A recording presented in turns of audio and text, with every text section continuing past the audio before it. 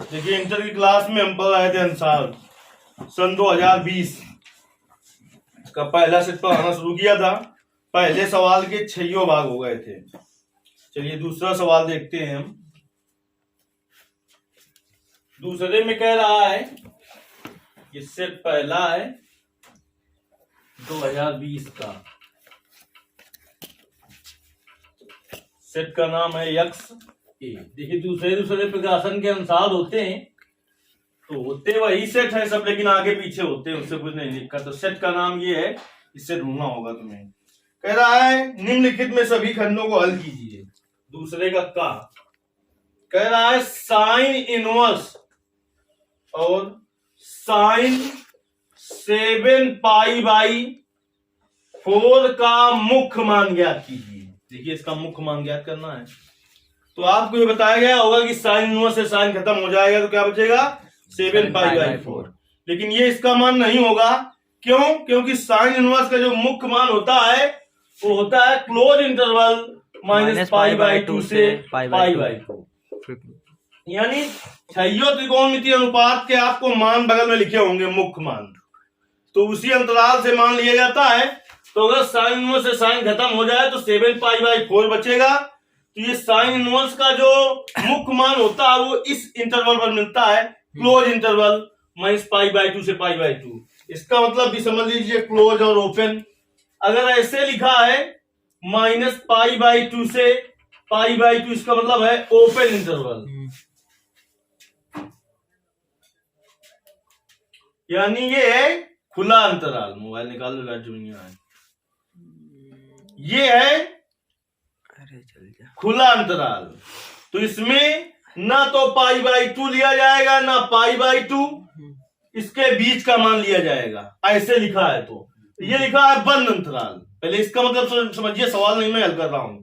ये लिखा है बंद अंतराल, इसका मतलब -π/2 लिया जाएगा और π/2 भी लिया जाएगा और इसके बीच के भी सभी मान लिए जाएंगे। ये जो ऐसे लिखा है इसे कहेंगे ये है खुला श्रृंखला, ये है बंद श्रृंखला, ये है ओपन इंटरवल, ये है क्लोज इंटरवल। इसमें इसके बीच के मान लिए जाएंगे, ये दोनों नहीं लिए जाएंगे। अगर ऐसे लिखा हो तो उसका समझिए मतलब इधर से हो ओपन, इधर से हो क्लोज, तो इसका मतलब -π/2 नहीं लिया जाएगा। -π/2 और π/2 के बीच के मान लिए जाएंगे, लेकिन इधर से क्लोज है तो ये ले लिया जाएगा। समझ गए? आप समझिएगा ऐसा लिखा हो -π/2 से π/2, मतलब इधर से क्लोज है इधर से ओपन है। -π/2 और π/2 के बीच के सभी मान लिए जाएंगे और -π/2 भी ले लिया जाएगा, लेकिन π/2 नहीं लिया जाएगा। ये है ओपन इंटरवल और क्लोज इंटरवल। तो जो साइन इनवर्स का मुख्य मान होता है वो क्लोज इंटरवल -π/2 से π/2 पर होना चाहिए। तो इसको ऐसे मानों पर तोड़े हम कि मान इसका इसी अंतराल में आ जाए 2π - π/4। तो साइन इनवर्स इसे देखिए, इसका इसमें भाग दो तो लगभग पता चल जाता है कितने तोड़े।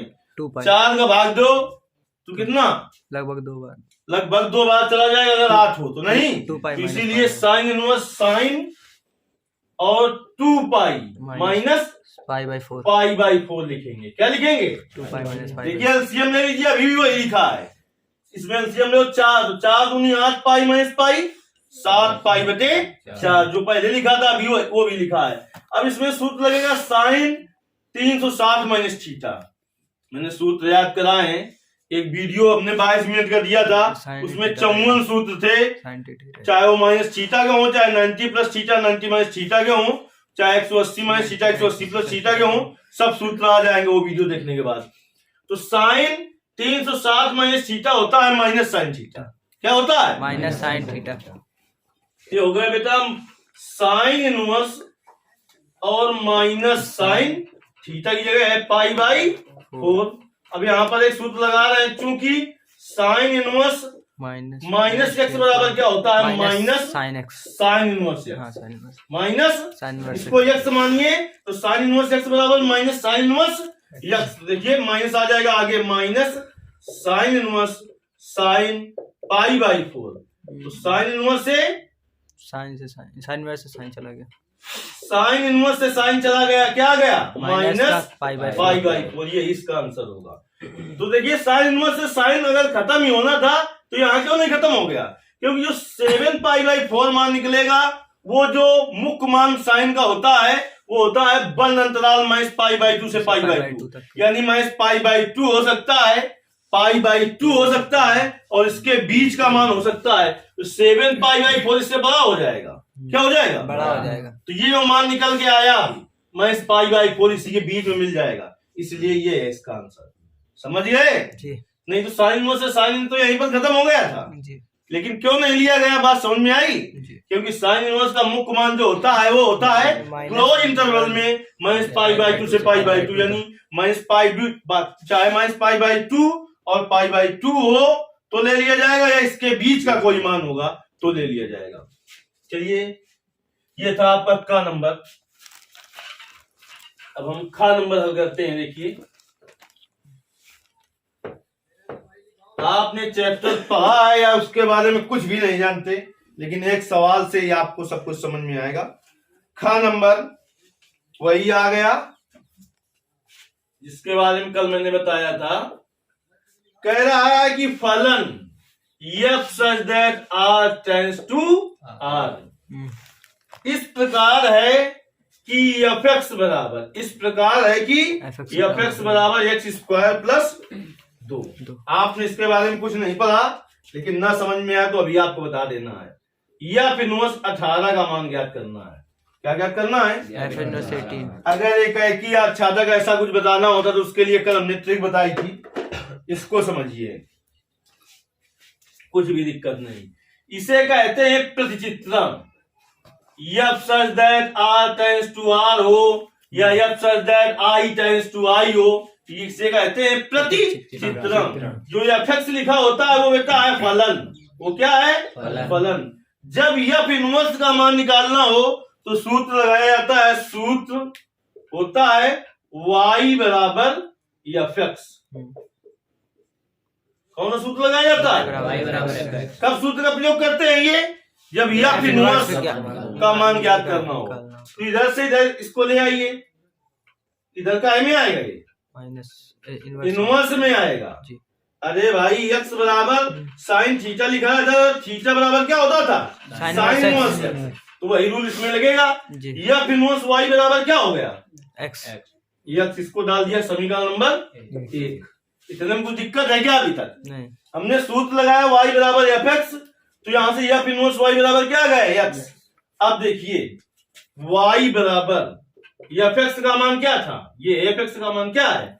x square plus 2, x square plus 2। इसको इधर ले आओ, y माइनस 2 बराबर x स्क्वायर। तो x बराबर क्या हो जाएगा? Plus minus under root y minus 2। Bounce होगा? नहीं। समझ में आ गया पूरा? जी। यही x का मान था जो समीकरण 1 में रखना है। कहां पे रखना है? समीकरण 1 में। x का मान समीकरण 1 में रखने पर देखिए x का मान समीकरण 1 में रखने पर, तो x का मान समीकरण 1 में जब हम रखेंगे तो बेटा क्या हो जाएगा? f इनवर्स y बराबर x का मान क्या निकला है? Plus minus under root y minus 2। तो हमें f इनवर्स y का नहीं, f इनवर्स 18 का मान चाहिए। y की जगह क्या है? 18। तो लिख दो y बराबर 18 रखने पर, y बराबर 18 रखने पर, y बराबर 18 रखने पर 100% गारंटी है। इतनी आसान भाषा में यदि आप कहीं पर भी देख ले, f इनवर्स y का मान 18 बराबर plus minus under root y का मान 18 और माइनस 2, तो प्लस माइनस 18 में 2 घटाओ 16, तो प्लस माइनस 4। f इनवर्स 18 का मान क्या होगा? प्लस माइनस 4 होगा। तो ये आपका, तो मुझे मोबाइल नहीं ले वो अपन 2 का खा। देखिए दूसरे के का नंबर था, उसमें माइनस पाई बाई 4 निकला था आंसर ना। का नंबर में खा में आ रहा है प्लस माइनस 4। आ जाएगा कि नहीं आएगा? आ जाएगा। तो ये का और ये खा रहा। देखिए आपके पास अंसाज ना हो अभी कुछ दिक्कत नहीं है, लेकिन शाम तक इसका वीडियो आपको अपलोड कर दिया जाएगा। वहां से देखने के बाद एक बार आप यहाँ पर पढ़ रहे हैं, एक बार घर में लगाएंगे, 100% सवाल आएगा। फिर भी आपको नहीं आता है तो कल आके पूछ लेंगे। ऐसे जब आप पढ़ेंगे कि जो आएगा नहीं वो पूछेंगे तभी आएगा, बाकी देखने में ऐसा लगेगा भी कि आ रहा है और आपने लगाया नहीं तो मैं बता रहा हूं कि फिर आएगा नहीं। चलिए अब देखिए ग नंबर, दूसरे का ग नंबर कह रहा है कि ए और बी दो घटनाएं इस प्रकार हैं। अब हम पहुंच गए प्रायिकता में। कहां पहुंच गए? इसीलिए अनुसार पढ़ाया जा रहा है कि किताब से आपने कुछ पढ़ा हो या ना पढ़ा हो। कह रहा है ए और बी दो घटनाएं इस प्रकार है कि पी ए बराबर है बेटा 0.4। पीबी का मान दे रखा है सवाल में 0.8 और पी बी अपान ए बराबर दे रखा है 0.6। तो कहा है कि पी ए यूनियन बी का मान ज्ञात करो। पी ए यूनियन बी का मान ज्ञात करना है। चलिए हल करते हैं, देखिए कैसे करेंगे हम। हल करते हैं इसको बेटा। तो हल में सबसे पहले आप जो जो दिया है वो लिख लोगे, हम बार बार नहीं लिख रहे हैं। पी ए बराबर लिख लोगे, पी बी बराबर लिख लोगे और पी बी अपान ए बराबर लिख लोगे। सूत्र इधर समझ लीजिए। सूत्र अगर लिखा है पी ए अपान बी तो इसका मतलब होता है पी ए इंटरसेक्शन बी बटे पी बी। जो बटे में है वो बटे में रहता है। ये कहेगा सूत्र है पी ए अपान बी का, कहेगा सूत्र है ए अपान बी। और अगर लिखा हो पी बी अपान ए तो इसका मतलब समझ लीजिए पी बी इंटरसेक्शन ए बटे में जो है क्या है पी ए। ये इसका सूत्र हो गया। और पी ए इंटरसेक्शन बी और बी इंटरसेक्शन ए एक ही चीज है, चाहे ए ऊपर वाला सेम हो जाएगा क्योंकि ए इंटरसेक्शन बी का मान बी इंटरसेक्शन ए के मान के बराबर होता है। तो बात बराबर है। अब देखिए यहां से बेटा पी बी अपान ए, पी बी अपान ए बराबर कितना दिया 0.6। पी बी अपान ए बराबर होता क्या है पी ए इंटरसेक्शन बी बटे पी ए। देखिए चाहे इसे बी इंटरसेक्शन लिख दो चाहे ए इंटरसेक्शन बी, हमने कहा दोनों एक ही चीज है, बराबर 0.6। तो पी ए इंटरसेक्शन बी बराबर बटे में क्या है बेटा पी ए का मान 0.4 बराबर 0.6। तो पी ए इंटरसेक्शन बी बराबर क्या आ जाएगा? ये है भाग में, गुणा में चला जाएगा 0.6 गुणते 0.4। तो पी ए इंटरसेक्शन बी बराबर बेटा क्या आ जाएगा 6 चौका 24, लेकिन 2 अंक बाद दशमलव लगेगा 0.24 आ गया। कहेगा मान पी ए इंटरसेक्शन बी, लेकिन उसने हमसे पी ए इंटरसेक्शन बी का मान नहीं पूछा था, पी ए यूनियन बी का मान पूछा था। देखिए सूत्र आप ऐसे बीचों बीच लगाएंगे, इसके नीचे लगाएंगे, बीच में इसे नहीं करेंगे कुछ। P A union B, P A union B बराबर सूत्र होता है बेटा P A plus P B minus P A intersection B. ये भी सूत्र है, कहेगा पी ए यूनियन बी का सूत्र होता है P A plus P B minus P A intersection B. तो पी ए का मान देखिए, पी ए का मान 0.4 धन पी बी का मान 0.8 minus P A intersection B का मान 0.24। अब इसको जोड़िए बेटा 0.8 और 0.4 को जोड़िए आप 12 दशमलव और 1 तो आ गया 1.2 माइनस 0.24। ज्यादा होशियारी दिखाने की जरूरत नहीं होती है, घटा लेते हैं रफ में, नहीं तो सवाल गलत नंबर चला जाएगा, होशियारी धरी रह जाएगी। 0.24 घटा दो कितना आया 6 9 कितना आया 9 हो गया 11 2 9। जब यहाँ पर कितना था पहले 10, इससे हासिल लिया था 6 बचा, यहाँ पर बचा 1 हासिल ले लिया 11 हो गया 11 में चले गए 2 कितना बचा 9 और यहाँ पर 0 बचा। ये आ गया बेटा आंसर 0.96। इसी तरीके के सवाल बार बार आएंगे, सूत्र जरूर पलटेगा, बस और कुछ नहीं होगा। देखिए आपका ग नंबर हल हुआ। अनुसार में चाहे कहे निम्न में 5 हल कीजिए, 6 दिए होंगे लेकिन हम 6 का हल देंगे तुम्हें। ये था आपका ग नंबर। अब देखिए हम सवाल देखते हैं घ नंबर। देखिए देख लो कब जरूर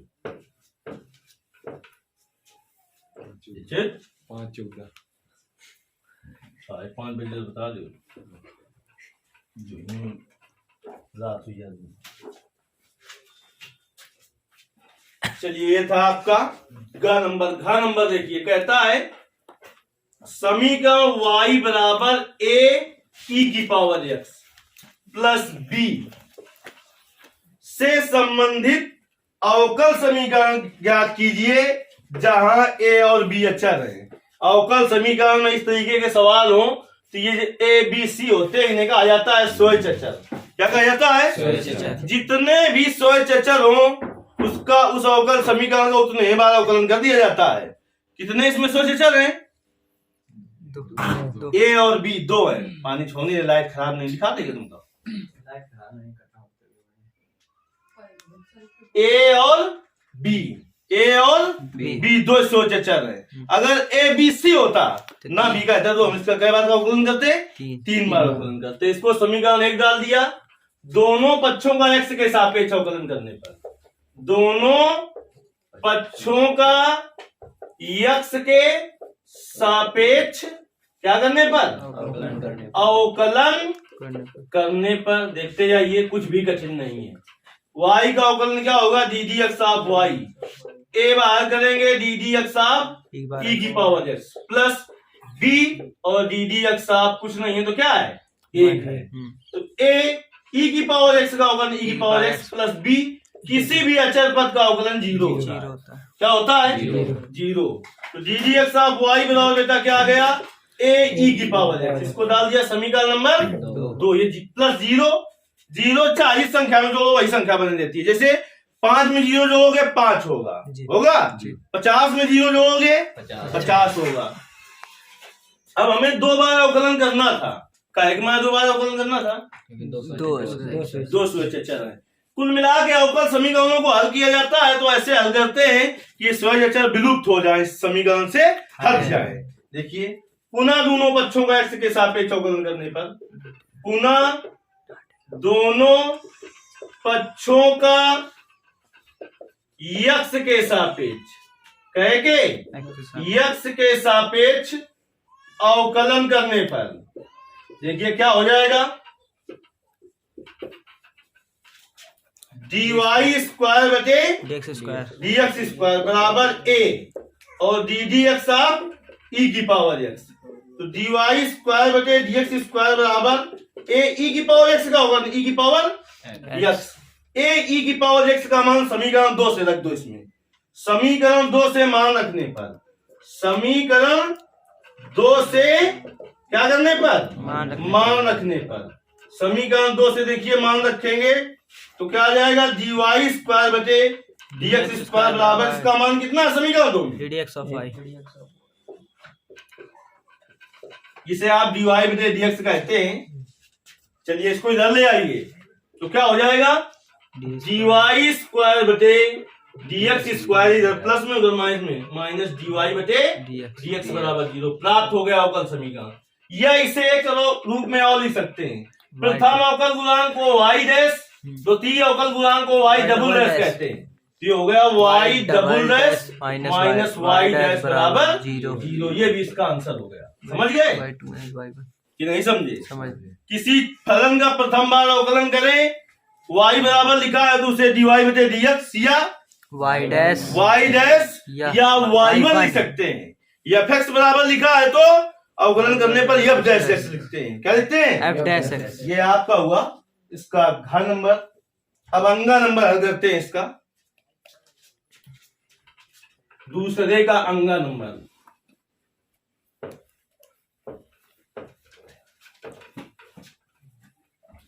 देखिए दूसरे का अंगा नंबर समझते हैं।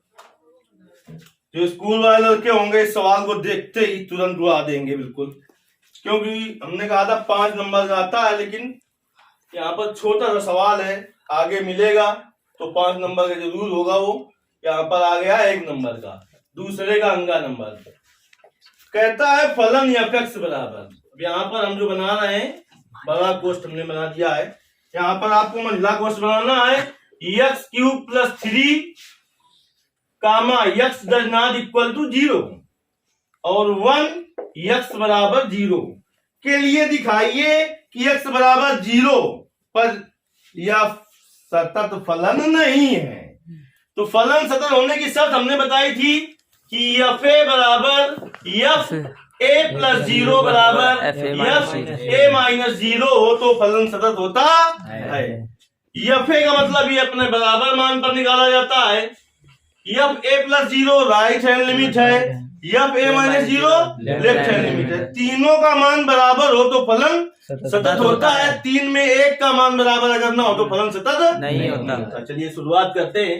x बराबर 0 पर हेडिंग डालेंगे, x बराबर 0 पर सतत की जांच। पहले हम तुम्हें एक बात बताना जरूरी समझते हैं कि सतत को कई नामों से जाना जाता है, सतत, संतत, सांतत्य, तीनों एक ही नाम है, तीनों एक ही नाम है।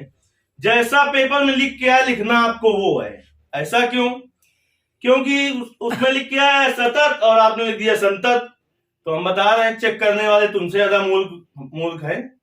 कैसे कि उसमें लिख के आया सतत, तुमने लिखा संतत, उसको नहीं पता कि तीनों एक ही नाम है। बात समझ रहे हो कि नहीं? समझ गए? जैसे तुम स्कूल में पढ़ते हो, मान लो तुम्हारे स्कूल का नाम आलोक है और घर का नाम चिंटू है। क्या नाम है? नाम तुम्हारे ही है, दोनों नहीं है। तुम्हारे पड़ोस से कोई पहुंच जाए तो उसको स्कूल का नाम ना पता हो। क्या ना पता हो? स्कूल का नाम। और स्कूल में जाए तुम्हारे कहे चिंटू को छुट्टी दे दो तो स्कूल वाले तुम्हारा नाम जानते हैं क्या? चिंटू मिंटू नाम तो तुम्हारे, काम हो जाएगा गड़बड़। तो इसलिए जो प्रश्न में कहे लिखो वही है तो वही। इस बात को तुम जानते हो और हम जानते हैं। हमने कहा चेक करने वाला कोई जरूरी नहीं कि जानता हो। चलिए, जो fa का मतलब यहां पर क्या है? 0 है एक ही जगह, तो f 0 का मान निकालेंगे। जो जब 0 का मान निकालेंगे वो बराबर मान पर निकाला जाता है। f 0 का मान कितना है? 1। f 0 का मान कितना है? 1। अब हमारे बेटा राइट हैंड लिमिट में, तो राइट हैंड लिमिट में हमने सूत्र लिखा रखा है। x बराबर a के लिए सूत्र हमने लिखा रखा है। x बराबर a के लिए सूत्र क्या होता है राइट हैंड लिमिट? पहले मैं लिख देता हूं, इधर लिख देता हूं कि राइट हैंड लिमिट में f a + 0 बराबर सूत्र होता है limit s tend to 0 f a + h। जब कभी लेफ्ट हैंड लिमिट की बात हो तो सूत्र लगाया जाता है f a - 0 बराबर लिमिट s टेंड टू 0। जो लड़के पढ़ चुके हैं उनको पता होगा कि मैंने इस पूरी प्रश्नावली और उदाहरण में इस सूत्र के अलावा कोई दूसरा सूत्र नहीं लगाया है। आपके पास गाइड होगी और गेस्ट पेपर होंगे, देख लेना हर सवाल अलग तरीके से लगा होगा सतत का। लेकिन मैंने न प्रश्नावली में न उदाहरण में केवल इस सूत्र का ही उपयोग किया है, इसके अलावा कोई दूसरा सूत्र नहीं लगाया। तो यहाँ पर भी मैं कोई दूसरा सूत्र नहीं लगाने वाला। x बराबर a के लिए, x बराबर a के लिए राइट हैंड लिमिट में क्या होता है? f a + 0 f a + 0 बराबर limit s tend to 0 f a + s। ये हमने एक जनरल संख्या के लिए सूत्र दे दिया, लेकिन x बराबर a के लिए नहीं, हमें कहे के लिए चाहिए x बराबर 0 के लिए। तो जहां जहां पर इसमें a है क्या रख दोगे आप? 0 रख दोगे। क्या रख दोगे? 0 रखोगे। a बराबर 0 रखने पर, a बराबर 0 रखने पर तो क्या निकल आएगा बेटा? f 0 + 0। अरे a जहां जहां 0 रख दो, limit s tend to 0 f 0 + h। देखिए अगर 0 हो मान तो फलन इसे मानना है, 0 ना हो तो चाहे 0 से कम हो चाहे 0 से ज्यादा हो तो फलन ऊपर वाले को मानना है। तो यहाँ पर 0 से क्या है? ज्यादा है। क्या है? ज्यादा। तो फलन किसे मानना है? ऊपर वाले। रख दीजिए इसमें लिमिट s टेंड टू 0। जहां पर इसमें x हो वहां पर 0 + h रखना है। 0 + h का होल क्यूब + 3 तो रख दो। Limit H tend to 0, 0 plus H क्या होगा एच, तो एच क्यूब प्लस 3 लिमिट लेने पर, लिमिट लेने पर, लिमिट ले लीजिए तो देखिए क्या हो जाएगा, ये तो हमने जनरल सूत्र दिए, लिमिट लेने पर या लिमिट का मान रखने पर, तो लिमिट ले लीजिए तो एच की जगह 0 रखना है, तो क्या आ गया 0 का क्यूब प्लस 3, तो 0 प्लस 3 क्या आ गया 3। अगर एफ का मान यानी f0 का मान f0 प्लस 0 के मान के बराबर होता तो अगले स्टेप में जाते, क्योंकि तीनों का मान बराबर होना चाहिए, इन्हीं दोनों का मान बराबर नहीं है तो अब तीसरे स्टेप में जाने की कोई जरूरत नहीं है। लिखेंगे चूंकि f0 does not equal to f0 plus 0, अतः दिया गया फलन संतत फलन नहीं है, अतः दिया गया फलन x बराबर 0 पर संतत फलन नहीं है। चलिए इसके आगे के सवाल अगली क्लास में हल किए जाएंगे। अगर कोई सवाल ना आए तो जरूर कमेंट करके बताना है।